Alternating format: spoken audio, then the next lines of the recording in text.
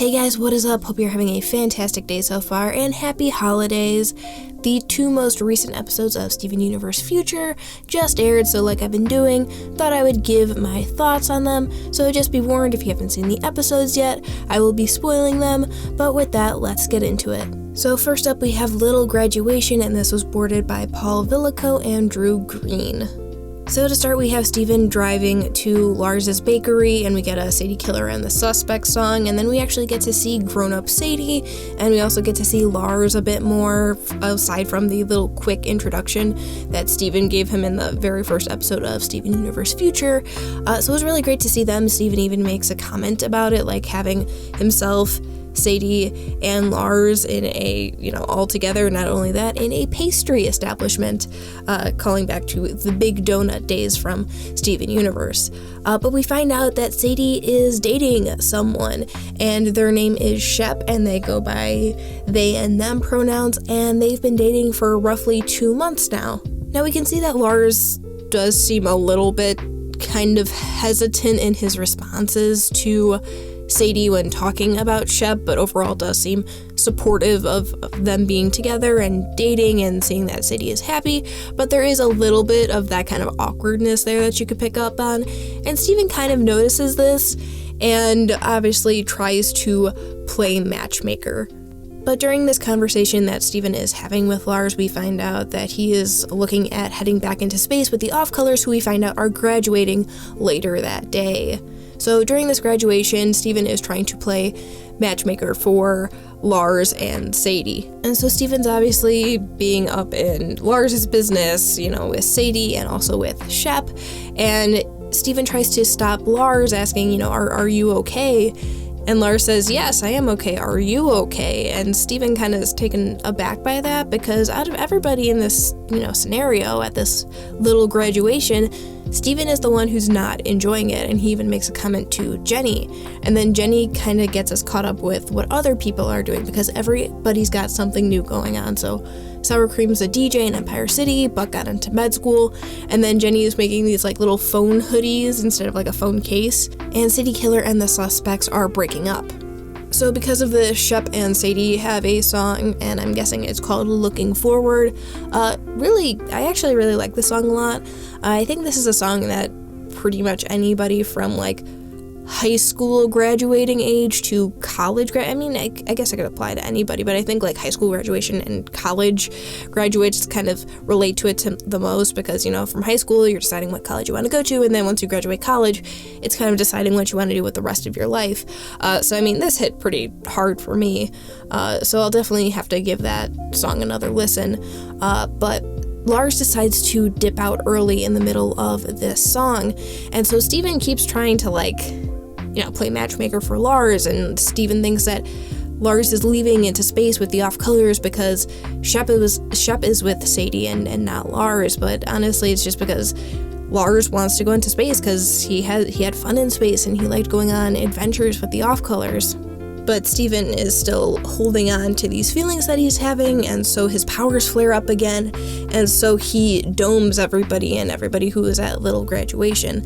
And we find out that Lars and Sadie actually worked out their situation privately. They talked about, the two of them being together and tried to reconnect, but they kind of just drifted apart. And this is something that happens with friends, a lot of the time. I've experienced it too.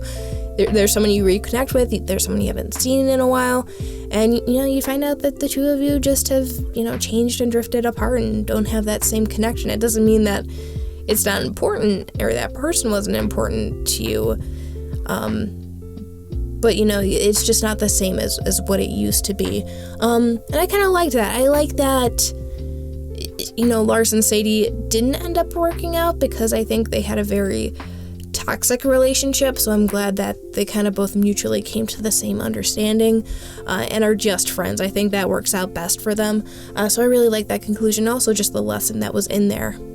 So upon that revelation, Steven kind of comes to, I guess, the conclusion within himself that he feels like his friends are drifting apart and he's trying to keep them all together, which is why it took the physical form of a dome.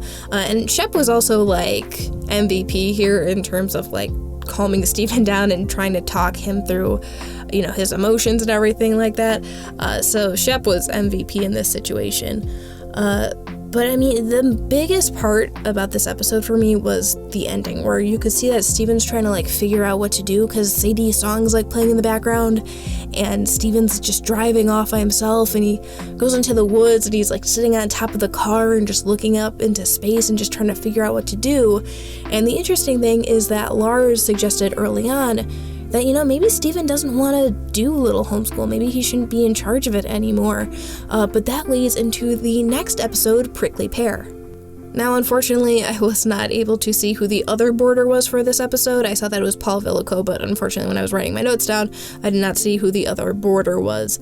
But this episode picks up relatively soon to where Little Graduation leaves off, because Steven did decide to leave Little Homeschool, and he's actually been gardening to make up for all this extra time he has now. And you can also kind of see that he's projecting onto his plants by giving them names of all the Beach City citizens and his friends, and he's bringing up things that they're doing in their lives. There's a plant named Lars, and he's like, oh, you're not gonna ditch us and leave us all in space. So you can see that he's projecting onto these plants, and it's not healthy, and even the gems are oh, this probably isn't a good idea. But we get the mention of a cactus. Garnet mentions that Steven's cactus is not looking well, and that he might want to give it a little bit more attention. And as soon as Garnet says cactus, you know what's going to happen. You've been seeing it in the opening this entire time.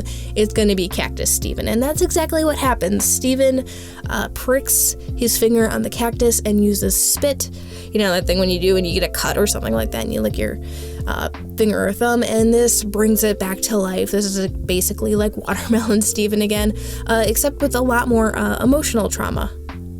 So when Steven sees that he created a Cactus Steven, he starts basically venting to it, and so he's saying that everyone is moving on and I should be too, and why do I need to be needed?